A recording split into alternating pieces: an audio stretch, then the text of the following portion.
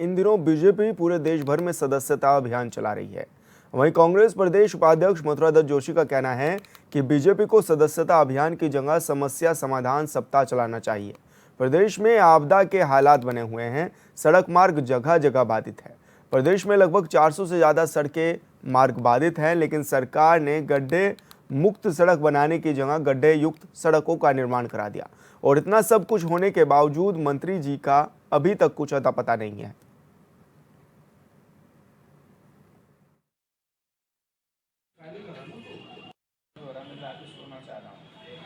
गड्ढे में भाजपा का झंडा लगाकर लिखा है कि भारतीय जनता पार्टी को वास्तव में समस्या समाधान सप्ताह चलाना चाहिए और सदस्यता अभियान चला के बहुत बड़ा फायदा नहीं होगा। प्रदेश में 10 साल से भारतीय जनता पार्टी की सरकार है। जगह जगह सड़कों में गड्ढे पड़े हुए हैं और कल आपने देखा कि तमाम आप ही के चैनल और समाचार पत्र बता रहे हैं कि मुख्यमंत्री की शक्ति के कारण सड़कें खुली हैं। अभी भी लगभग जो मेरी जानकारी है पूरे प्रदेश में 400 सड़कें बंद पड़ी हैं, चाहे ग्रामीण क्षेत्र की हों चाहे नेशनल हाईवे हो। जो अंतर्राष्ट्रीय सीमा से जोड़ने वाला हाईवे है, टनकपुर से पिथौरागढ़ तवा घाट वाला, लिपुलेख वाला, वो बंद पड़ा है। आप बद्रीनाथ वाला हाईवे बंद पड़ा है। तमाम हाईवे बंद पड़े हैं और जो ब्रांच रोड्स हैं, हमारी सड़कें हैं जो ग्रामीण इलाके को जोड़ती हैं, उन सड़कें सारी सड़कें बंद पड़ी हैं। सरकार उसके प्रति संवेदनशील नहीं है और मंत्री जी का पता नहीं कहाँ है। और संवाददाता हिमांशु गौड़ हमारे साथ लाइव जुड़ चुके हैं। हिमांशु, क्या कुछ जानकारी मिल रही है, किस तरह से लगातार जो विपक्ष है वो सरकार को घेरने का काम कर रहा है या फिर बीजेपी को घेरने का काम कर रहा है? क्योंकि जिस तरह से बीजेपी का अभियान भी चल रहा है, सदस्यता अभियान, और ऐसे में ये बयान भी आना कि समस्या समाधान अभियान चलाना चाहिए। जी बिल्कुल विशाल, जिस प्रकार से भाजपा लगातार अपना कुनबा बढ़ा रही है और ऐसे में सदस्यता अभियान जो है भाजपा का संगठन पर्व इन दिनों पूरे देश भर में चल रहा है और ऐसे में कांग्रेस लगातार इस संगठन महापर्व को लेकर भाजपा को घिरती हुई नजर आ रही है। कांग्रेस प्रदेश उपाध्यक्ष मथुरा दत्त जोशी ने अपना बयान जारी किया है जिसमें वो स्पष्ट रूप से कह रहे हैं कि सरकार को सदस्यता अभियान की जगह पर समस्या समाधान अभियान चलाना चाहिए, क्योंकि जिस प्रकार से चारधाम यात्रा चल रही, मानसून सीजन अपने पीक पर है और चारधाम यात्रा के बीच लगातार सड़क मार्ग जो है वो बाधित हो रहे हैं, एनएच लगातार बाधित हो रहे हैं, पीएमजीएसवाई की सड़कें बाधित होती हैं, राज्य राजमार्ग जो हैं वो लगातार बाधित है। और ऐसे में सरकार जो है कहीं ना कहीं सरकार हुआ या आपदा प्रबंधन विभाग हुआ वो यहाँ पर इन मोर्चों में विफल जरूर हुआ है और उसको लेकर सरकार अभी असंवेदनशील है। सरकार को संवेदना प्रकट करनी चाहिए। सरकार को लगातार एनएच में सुधारीकरण का काम हो, या राष्ट्रीय राजमार्गों को खोलने का काम हो, इसी के साथ ही सड़कों को गड्ढा मुक्त करने की बात हो। तमाम ऐसे काम हैं जो सरकार को करनी चाहिए, लेकिन सरकार जनता की समस्याओं पर ध्यान ना देकर अपने सदस्यता अभियान पर इस समय ध्यान दे रही है। और भाजपा का पूरा संगठन, चाहे मंत्री हो, चाहे बूथ स्तर के कार्यकर्ता हो, चाहे जनप्रतिनिधि हो, तमाम जो जनप्रतिनिधि हैं वो इस समय जो है भाजपा के संगठन को मजबूत करने के लिए लगे हैं, जबकि उनका मुख्य दायित्व इस समय जनता की समस्याओं का समाधान करना है, क्योंकि इस समय मानसून जो है वो अपने पीक पर है। हिमांशु, क्योंकि मंत्री पर लगातार सवाल उठ रहे हैं, ऐसे में जो कांग्रेस के उपाध्यक्ष हैं वो भी कह रहे हैं कि मंत्री दिखाई नहीं दे रहे हैं। आखिर मंत्री हैं कहाँ? जी बिल्कुल, जिस प्रकार से मैंने अभी कहा कि मंत्री हो, ये तमाम ऐसे लोग हों, क्योंकि इस समय भाजपा का संगठन महापर्व चल रहा है। अब दायित्वों का निर्वहन है, संगठन ने तमाम जिम्मेदारियां दी हैं, कुनबे बढ़ाने की बात हो, चाहे अन्य राज्यों में प्रचार, क्योंकि जम्मू एंड कश्मीर में भी समय जो है प्रचार का दौर लगातार जारी है और मंत्रियों अपने विभागीय काम के साथ ही अन्य राज्यों में जिस प्रकार से जिम्मेदारी मिली है, उन राज्यों की जिम्मेदारी का निर्वहन इस समय तमाम मंत्रीगण कर रहे हैं। उसको लेकर कहीं ना कहीं विपक्ष जो है सरकार को घेरता हुआ यहाँ पर दिख रहा है और लगातार मंत्रियों की परफॉर्मेंस जो है उसको लेकर विपक्ष लगातार सवाल उठाता हुआ नजर आ रहा है। कैसे सचेत करने की कोशिश की जा रही है सरकार को? विपक्ष क्या कुछ अपनी जिम्मेदारी निभा रहा है इस दौरान? जी बिल्कुल, लगातार विपक्ष जिस प्रकार से बयानबाजी कर रहा है, सरकार पर लगातार आरोप हो, चाहे धरना प्रदर्शन हो, जुलूस प्रदर्शन हो, सचिवालय घेराव हो या मुख्यमंत्री आवास घेराव की रणनीति हो, तमाम ऐसी रणनीतियां जो हैं वो विपक्ष बना रहा है। और ऐसे को लेकर क्योंकि लगातार विपक्ष जिस प्रकार से आक्रोश व्यक्त मंत्रियों की परफॉर्मेंस को लेकर शुरुआत से ही करता आ रहा है, धामी सरकार के मंत्रिमंडल को लेकर खासकर लंबे समय से जो है विरोध यहाँ पर विपक्ष करता हुआ नजर आ रहा है और उसको लेकर आने वाले समय में भी लगातार चाहे विरोध प्रदर्शन हो। हाल ही में जो है इंटक का सचिवालय घेरा हुआ था। अब कल जो है महिला प्रदेश कांग्रेस का जो है सचिव मुख्यमंत्री आवास घेराव है। तमाम ऐसे यह विरोध प्रदर्शन हो, एसके हॉल पर पुतला दहन हो, तमाम ऐसे कार्यक्रम जो है उसको उनके द्वारा ही विपक्ष लगातार सरकार को चेताने का काम कर रहा है और विपक्ष जो है सरकार के खिलाफ अपना आक्रोश व्यक्त कर रहा है। बिल्कुल हिमांशु, बहुत बहुत शुक्रिया आपका तमाम जानकारी साझा करने के लिए। और अयोध्या से बड़ी खबर, अवध विश्वविद्यालय का 29वां दीक्षांत समारोह आज, राज्यपाल आनंदीबेन पटेल करेंगे शिरकत। 116 मेधावियों को मिलेगा स्वर्ण पदक, 180 छात्र छात्राओं को दी जाएगी डिग्री।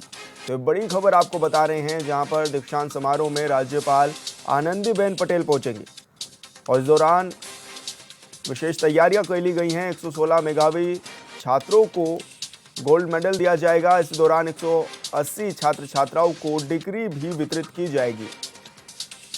तो अवध विश्वविद्यालय का 29वां दीक्षांत समारोह है आज, जिसको लेकर राज्यपाल आनंदीबेन पटेल इस कार्यक्रम में शिरकत भी करने वाली हैं और ऐसे में तैयारियां तेज कर दी गई हैं। 180 छात्र छात्राओं को इस दौरान डिग्री दी जाएगी।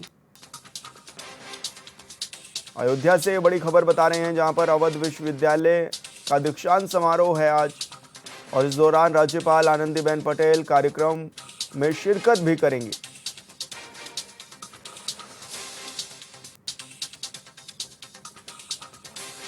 और कानपुर से बड़ी खबर, 3 भवनों के बेसमेंट में चल रही लाइब्रेरी सील। गलत तरीके से बने बेसमेंट में चलाई जा रही थी लाइब्रेरी। केडीए जोन 2 के विशेष अधिकार के नेतृत्व में की गई है कार्रवाई।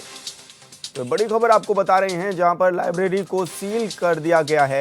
केडीए जोन 2 के विशेषाधिकार के नेतृत्व में ये कार्रवाई की गई है। कानपुर से बड़ी खबर है, जहां पर 3 भवनों के बेसमेंट में जो लाइब्रेरी चल रही थी उन्हें सील किया गया है। बताया यह भी जा रहा है कि गलत तरीके से लाइब्रेरी का निर्माण किया गया था।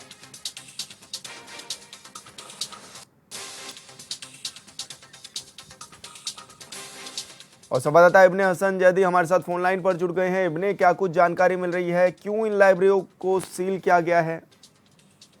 जी विशाल, देखिए मैं आपको बता दूं कि काफी समय पहले जिस तरीके से दिल्ली या नोएडा में जो अंडरग्राउंड जो बनी हुई थी जितनी भी कोचिंग है, तो उनके ऊपर कार्रवाई वहां की जा रही थी हादसा हो जाने के बाद, क्योंकि जब आग लग गई थी तो उसके बाद से कानपुर में भी जो है यहाँ पर तमाम जांच की गई और जांचें करने और ये कार्रवाई धीरे धीरे चली रही थी। तो उसी को देखते हुए जो है 3 भवनों के बेसमेंट में चल रही लाइब्रेरी को जो है वो सील किया गया है।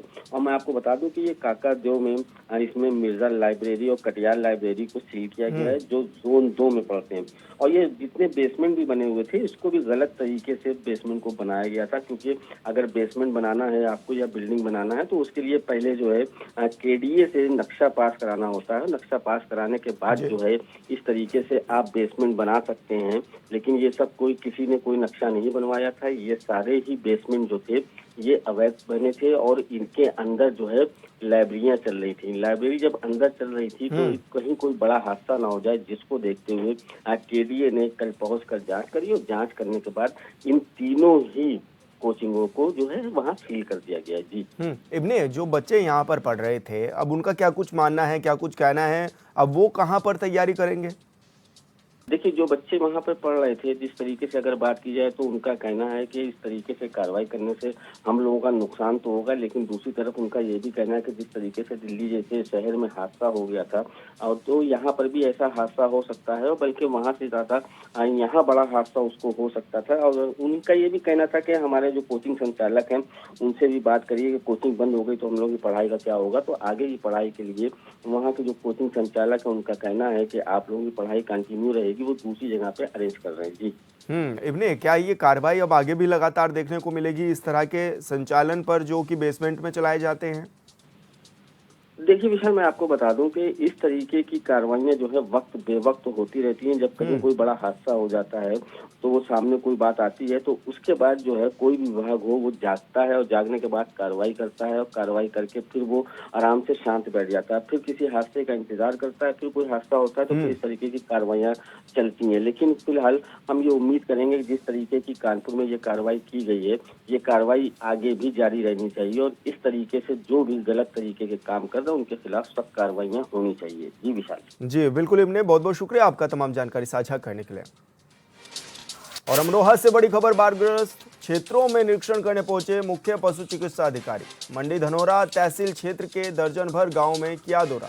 पशुओं की बीमारी टीकाकरण को लेकर कार्यों का निरीक्षण भी इस दौरान उन्होंने किया है। ग्रामीणों से पशुओं के टीकाकरण की भी जानकारी ली है। उप मुख्य चिकित्सा अधिकारी डॉक्टर भार्गेश कुमार भी इस दौरान मौजूद रहे हैं। तो बड़ी खबर आपको बता रहे हैं, जहां पर बाढ़ग्रस्त क्षेत्रों का निरीक्षण किया गया है और इस दौरान मुख्य पशु चिकित्सा अधिकारी ने यह निरीक्षण किया और साथ ही किसानों से, लोगों से बातचीत भी की, किस तरह की परेशानियों का सामना उनको करना पड़ रहा है और पशुओं में जो बीमारी चल रही है या फिर उनसे संबंधित टीकाकरण पशुओं को हो गए हैं या नहीं, इसके बारे में भी उन्होंने जानकारी ली है।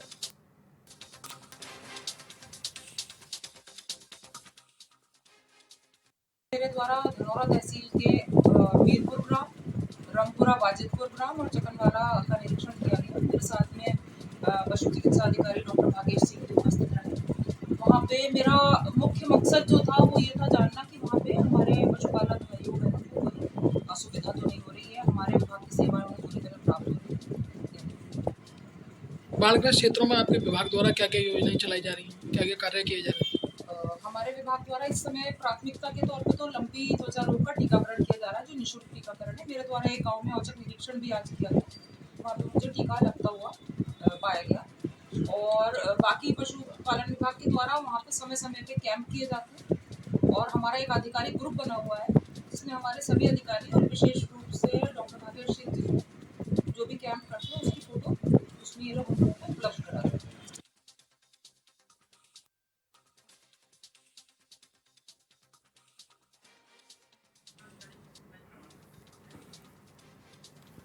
और डॉक्टर भगेश सिंह पशु चिकित्सा अधिकारी हमारे साथ जुड़ गए हैं। बहुत स्वागत है भगेश जी आपका HNN 24/7 पर। लगता है संपर्क हमारा टूट गया है, दोबारा उनसे जुड़ने की कोशिश करेंगे।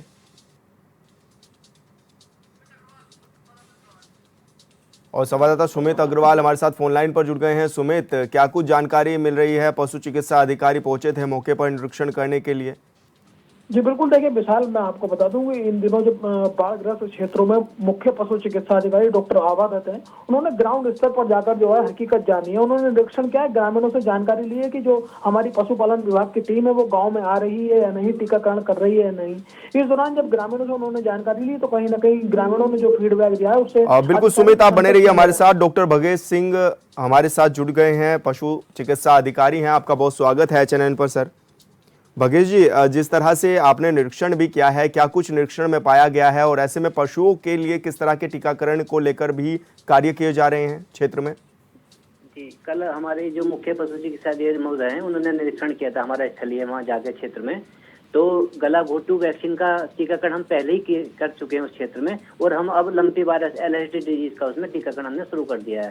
साथ ही पशुपालकों के लिए वहाँ पशु चिकित्सा कैंप का आयोजन किया जा रहा है, जिससे किसी भी पशु को, बीमार को पेट के कीड़ों की दवाई वहाँ निःशुल्क उपलब्ध कर सकें। भागेश जी, जिस तरह एक समय यह भी था कि पशु में लंपी बीमारी भी पाई गई थी, तो ऐसे में क्या इस तरह की घटना तो नहीं हो रही है? क्योंकि जिस तरह से जगह जगह पानी भी भरा पड़ा है, और ऐसे में किस तरह की दिक्कतों का सामना करना पड़ रहा होगा पशु चिकित्सकों को?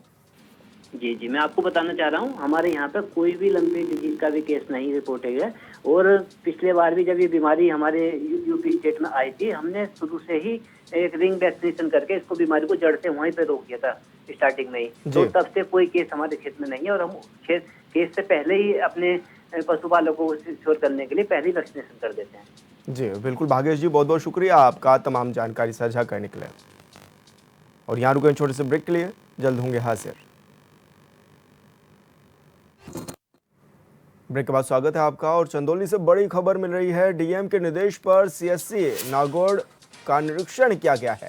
निरीक्षण के दौरान CSC नौगढ़ में दिखी दुर्व्यवस्थाएं और निरीक्षण के दौरान 2 स्वास्थ्य कर्मचारी भी पाए गए अनुपस्थित।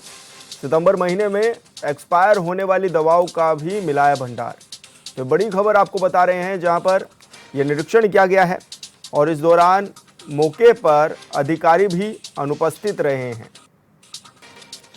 ऐसे में डीएम के निर्देश पर यह CSC में निरीक्षण किया गया था और निरीक्षण के दौरान CSC में दुर्व्यवस्थाएं भी दिखी हैं। इस दौरान 2 स्वास्थ्य कर्मचारी भी अनुपस्थित पाए गए हैं। सितंबर महीने में एक्सपायर होने वाली दवाओं का भी भंडार पाया गया है।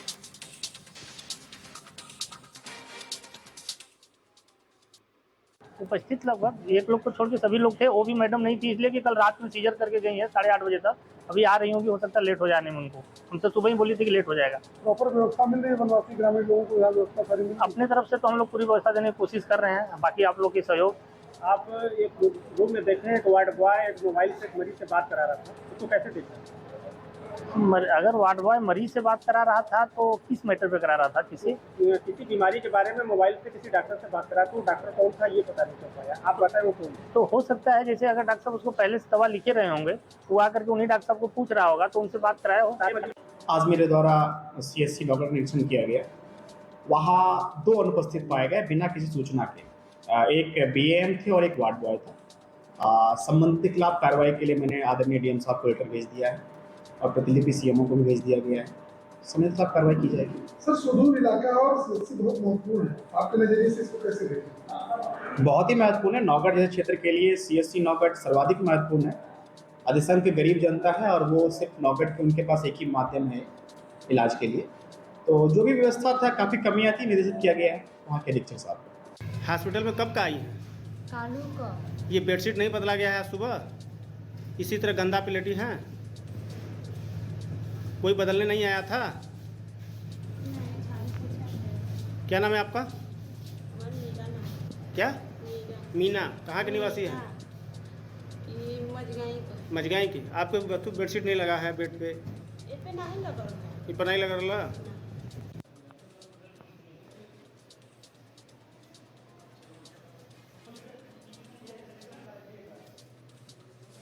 और संवाददाता धर्मेंद्र कुमार हमारे साथ फोन लाइन पर जुड़ गए हैं। धर्मेंद्र, क्या कुछ जानकारी मिल रही है? DM के आदेश पर ये निरीक्षण हुआ और निरीक्षण में क्या कुछ खामियां पाई गई हैं? विशाल, मैं बताना चाहूंगा, जिला मुख्यालय से लगभग 70 किलोमीटर की दूरी पे 43 गांवों के बीच में एक CSC केंद्र है नौगढ़, जो 2 यूपी के 2 जनपदों से और बिहार को जोड़ने वाला ये नौगढ़ जो तहसील है, वहाँ पे DM के निर्देश पर उप जिलाधिकारी कुंदराज कपूर ने CSC केंद्र का दौरा किया, निरीक्षण किया।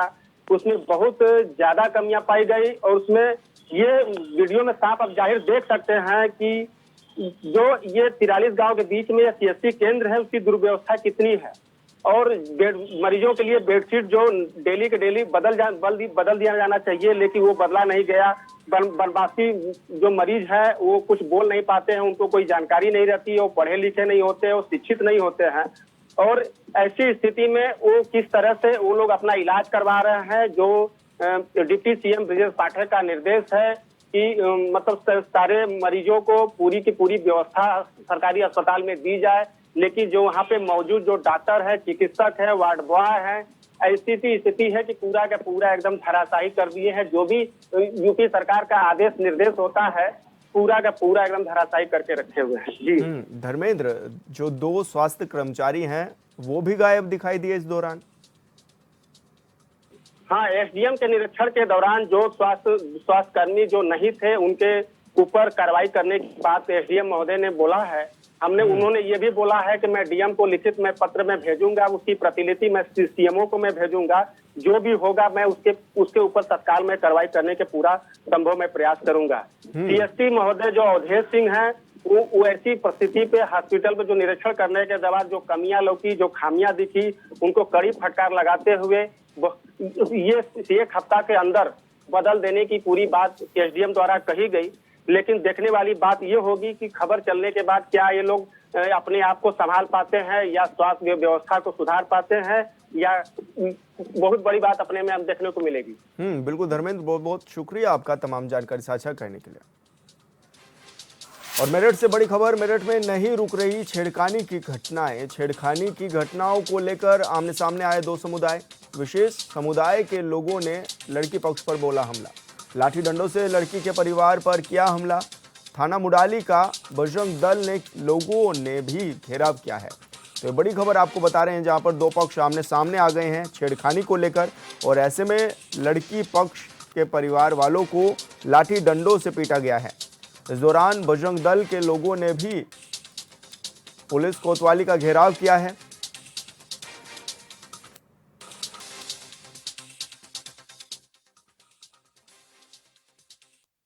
देखिए, ग्राम मुंडाली में एक नाबालिग बच्ची अपने घर के पीछे गोबर डालने गई थी। वहीं मुस्लिम समुदाय के लोग 4-5 लोग कुर्सी बिछा करके बैठे थे। उन्होंने उस पर अश्लील व आपत्तिजनक टिप्पणी करी, जिसका लड़की ने विरोध किया। विरोध करने पर उन लोगों ने उसके साथ अश्लील हरकतें करी, छेड़छाड़ करी, जिसके बाद उस लड़की ने अपने पिता को, चाचा को, बाबा को जाकर के घटना बताई। जैसे उसके पिता, चाचा और बाबा बाहर उन लोगों से कहना है कि आपने हमारे लड़के के साथ बदतमीजी क्यों करी, उन लोगों ने फ़ोन कर दिया। एक गाड़ी भरकर लड़के और आ गए मुस्लिम समुदाय के। उन्होंने उनके परिवारजनों के साथ बेहद मारपीट करी, जान से मारने की नीयत से उन पर हथियारों से वार किया। मुंडाली अंतर्गत मुंडाली गांव में दो पक्षों में विवाद की बात प्रकाश में आई।